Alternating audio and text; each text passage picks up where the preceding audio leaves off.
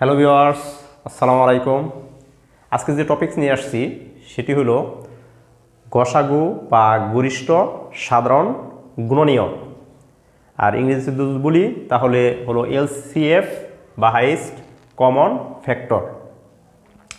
এখানে সংজ্ঞাটা এইভাবে বলা যায় যে প্রদত্ত রাশিগুলির কয়েকটি সাধারণ গুণনীয়ক বা উৎপাদক থাকলে তার মধ্যে সবচেয়ে বড় গুণনীয়কটিকে প্রদত্ত রাশিগুলোর গরিষ্ঠ সাধারণ গুণনীয়ক বলা হয়।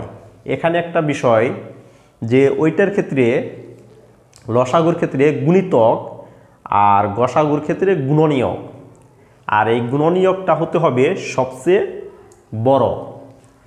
তাহলে এখানে 12 এবং 20 এখানে দুইটা রাশি দেওয়া আছে, এটার গসাগু কত হবে? যে গুণিতক হইল সবসময় ওই সংখ্যাগুলোর চাইতে বড় হবে, যে সংখ্যাগুলোকে ওই সংখ্যা দ্বারা ভাগ করা যায়। আর গুণনীয়কের ক্ষেত্রে যার গুণনীয়ক আমি বের করব ওই সংখ্যাটা অবশ্যই যে সংখ্যার গুণনীয়ক বের করব ওই সংখ্যার চেয়ে ছোটো হবে। তার মানে 12 এর গুণনীয়ক 12 এর চাইতে ছোটো হবে এবং 20 এর গুণনীয়ক 20 এর চাইতে ছোটো হবে। কিন্তু গুণিতকের ক্ষেত্রে এর আগে ক্লাসে বলছি যে সবসময় বড় হবে। তাহলে এখানে বলি 12 20 এর গসাগু কত? আমরা নর্মাল নিয়মে যেটা বের করি সেটা দেখি কত হয়। 12 20 এখানে প্রথমে আমরা ভাগ করব কত যায়? একবার, এখানে 8, তারপর এখানে 12 নিয়ে আসলাম, তারপরে কত আসে? একবার যায় 8, এখানে কত 4 থাকে, তারপরে 8 নিয়ে আসলাম, 4 দুগুণে 8।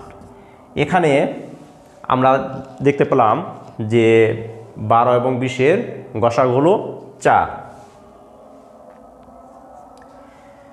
এখন এখানে যে বিষয়টা বলছে যে গুণনীয়ক, তাহলে আমি গুণনীয়কগুলো বের করি।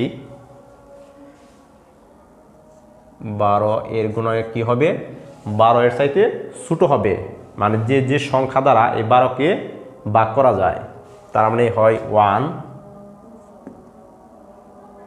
2 3, তারপর 4 দ্বারা ভাগ করা যায়, 3 4 12, তারপর 6, আর একটা হলো 12কে 12 দ্বারা ভাগ করলে 1 হয়, 12 দ্বারা ভাগ করা যায়। এটা এই পর্যন্ত হয়। তারপরে যদি বলি 20, এখানে কি হবে? 1 2, 10 দুগুণে 20, তারপর হবে 3 যায় না, 4 দ্বারা ভাগ করা যায় 5, তারপর কত হয়? 6 7 8 যারা যায় না, 9 যারা 10, তারপর হলো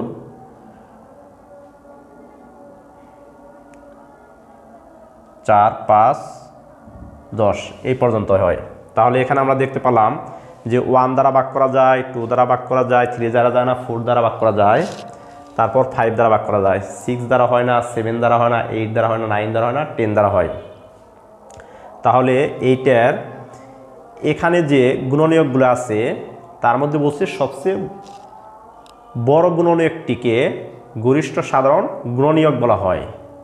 তাহলে আমরা দেখি এখানে 1, এটা মিল আছে, মানে দুইটা যে রাশি আছে এর মধ্যে সাধারণ গুণনীয়ক।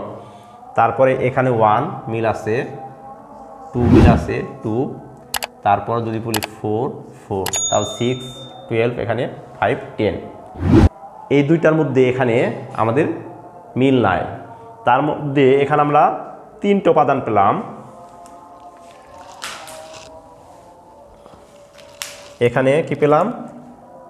1 2 আর 4, এগুলো হলো সাধারণ গুণনীয়ক, মানে দুইটা রাশির মধ্যেই এই মানগুলো পাওয়া গেছে।